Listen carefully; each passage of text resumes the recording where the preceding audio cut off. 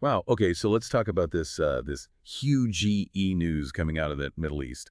Hassan Nasrallah, the leader of Hezbollah, gone, killed. And this isn't just another news story, you know? This is a seismic shift in a conflict that has been going on for decades. And that's what we're doing today, diving deep into what this assassination means, not just for Lebanon, not just for Israel, but for the entire region. We're going way beyond the headlines here, folks. This has the potential to reshape alliances and ignite new conflicts.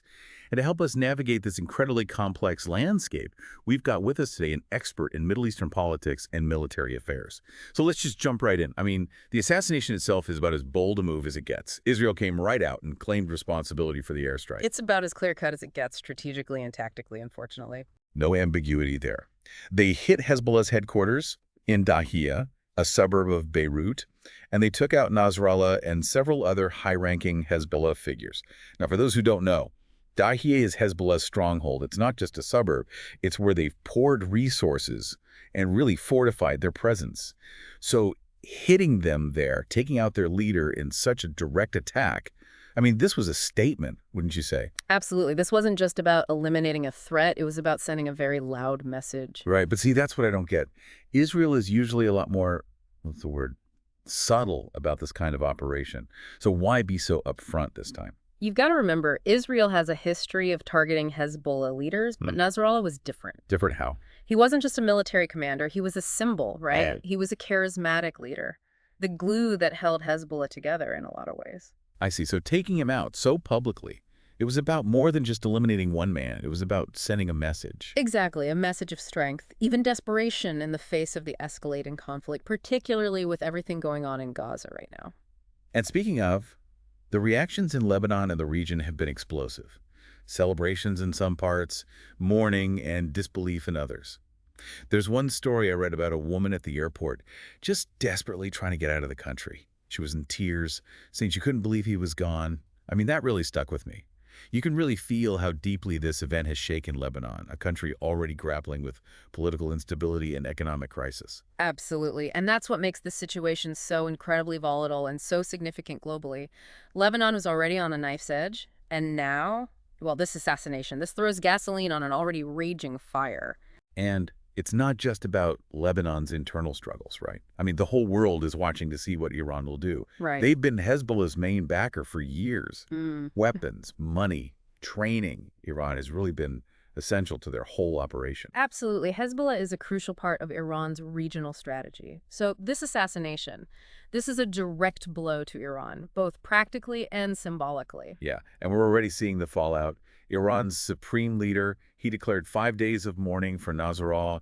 There are protests erupting in Tehran, people chanting, "Death to Israel, death to Netanyahu." It's like, I don't know, it's like someone lit a fuse and everyone's just kind of standing around waiting to see how much damage it'll do. It's definitely a tense situation, to say the least. Iran has a history of very calculated retaliation, and I don't think anyone believes they'll just let this stand. Exactly.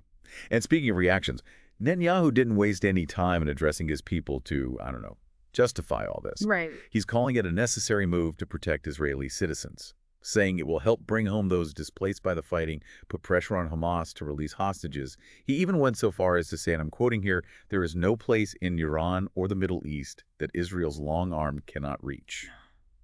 I mean, talk about bold statements, right? Right. But seriously, what about the risks here? This feels like it could backfire spectacularly. It's definitely a gamble, and a risky one at that. But I think what we're seeing is classic Netanyahu, projecting strength and resolve to both his people and his rivals. Okay, I can see that.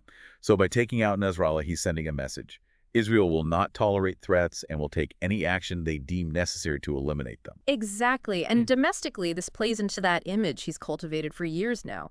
The strong leader standing up to terrorism, you know. And with so many Israelis living in fear right now, displaced by the fighting, well, an operation like this, as terrifying as it is, it could actually help his image with the segment of the population that's demanding a strong response. For sure. That segment has been getting louder and louder recently, and this will likely only embolden them. But what about Hezbollah?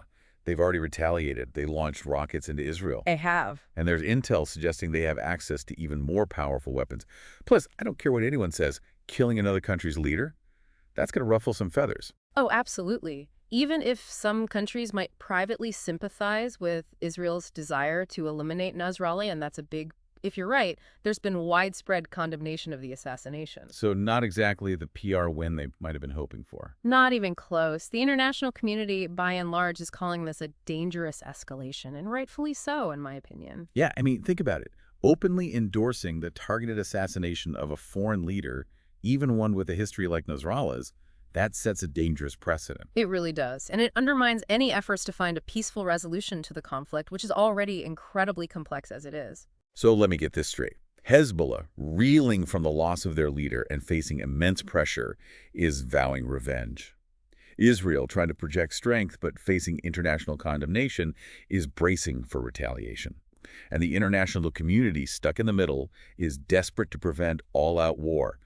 Am I missing anything? You've pretty much summed it up. This has quickly gone from a complex situation to, well, honestly, a terrifying one. So where does this all go from here, especially in Lebanon? I mean, can they even control Hezbollah after this? That's the million-dollar question, isn't it? It really is. You know, there are some in Lebanon who see this as a turning point, believe it or not, a Probably. chance to finally break Hezbollah's grip on the country. They're saying that Nasrallah being gone, on top of all the other pressure Lebanon's facing because of this conflict. Well, their thinking is, this might be enough to create the right conditions for a political solution. Okay, I'm listening. Imagine, just for a second, Hezbollah disarmed, fully integrated into the Lebanese state team. Peace, even? And I thought. It is. It's a long shot, no question, but the possibility is there. Okay, but let's be real for a second. Can you really see Hezbollah, especially now, after this direct attack, just willingly disarming? Honestly, probably not, at least not anytime soon. Right. Hezbollah sees itself as this resistance movement, right? Right. Protecting Lebanon from Israeli aggression. And this assassination just plays right into that narrative. Totally. They're going to use this. They're going to say they need to be stronger, more powerful than ever to deter future attacks. I don't like it, but I think you're right. More weapons, more fighters, more entrenched. It's the playbook, unfortunately. The real question, though, is are the Lebanese people willing to keep paying the price? Because right now, they're the ones bearing the brunt of all of this. Yeah, this is a horrific situation. It is. And it's easy to get caught up in all the geopolitics, right? But it's crucial to remember the human cost. We're talking about thousands of people on both sides, driven from their homes, living in fear, not knowing if they'll have a home to go back to. And for what? It just feels never-ending. It often does, and that's why it's so important to keep talking about this, to keep the pressure on for a peaceful resolution, however unlikely that may seem right now. So if you had to guess, where do we go from here? Well, if I could predict the future, you know I wouldn't be here, right? Right. But honestly, the situation is so volatile, it really is impossible to say with any certainty what the lasting impact of this assassination will be. But there are a few things I'm watching closely. First, Iran. How will they retaliate? Will they go for something immediate or play the long game? Okay, yeah. Second, what happens within Hezbollah? Will there be a power struggle? Will we see a new, even more aggressive leader? And what about the international community? That's another big one. Can they pressure both sides to de-escalate? Can they find some path towards a lasting peace? Or is this just going to spiral even further out of control? These are the big questions we're all grappling with. A lot to think about, for sure. So for everyone listening, we've taken a deep dive today into this assassination. We've talked about the potential fallout and tried to make some sense of this incredibly complex situation. But we want to hear from you. What are your takeaways? Was this strike by Israel a desperate gamble, a calculated risk? What responsibility does the international community have, if any, to intervene? Hit us up on social media, share your thoughts, keep the conversation going, because one thing's for certain, this story is far from over.